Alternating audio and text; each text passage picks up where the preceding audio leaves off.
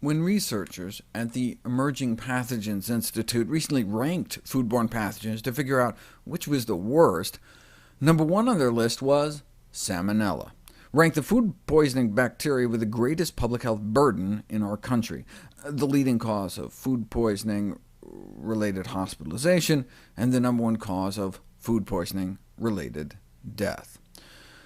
Where do you get it from? Well, I've talked about the threat of eggs. According to the FDA, 142,000 Americans are sickened every year by egg contaminated with Salmonella. That's an egg-borne epidemic every year.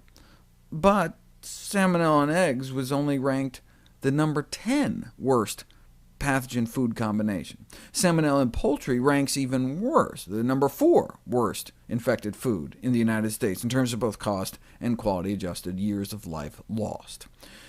In terms of the burden of human salmonella poisoning attributable to various U.S. foods, eating chicken may be 8 times riskier than eating eggs.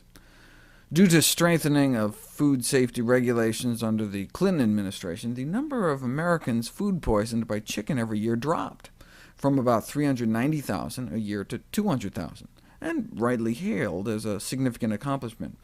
So now eating chicken only sickens about 200,000 people in the U.S. every year. But isn't that a bit like some toy company boasting that they've reduced the amount of lead in their toys, and so are now poisoning 40% fewer kids? Not exactly something to boast about. And the numbers have since rebounded back upwards. In the late 90s, human salmonella cases have increased by 44% since then. The rebound in incidence of salmonella infection in the United States is likely a result of several factors, but one important risk factor singled out is eating chicken, as the proportion of chicken carrying salmonella infection has increased.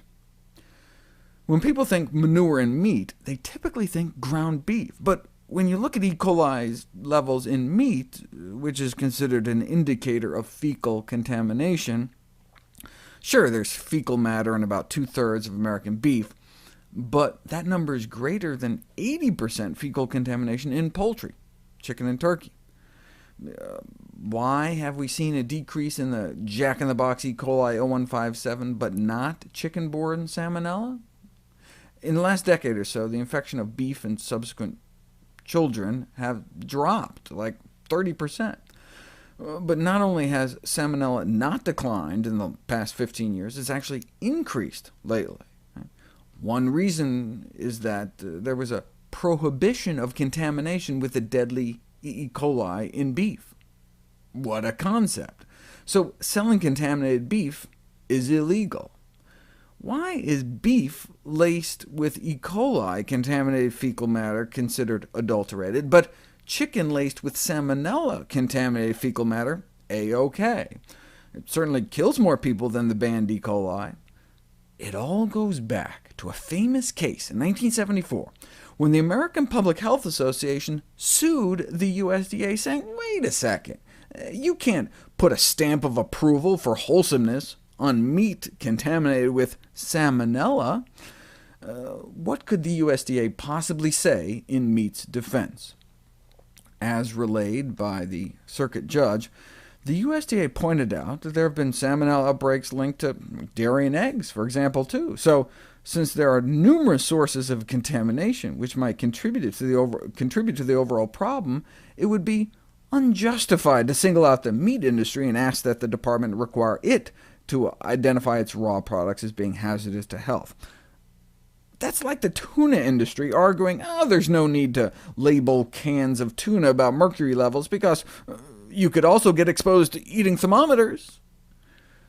The D.C. Circuit Court of Appeals upheld the meat industry position, though, arguing that you can allow potentially deadly salmonella in meat because, and I quote, American housewives are normally not ignorant or stupid, and their methods of preparing and cooking of food do not ordinarily result in salmonella food poisoning. What?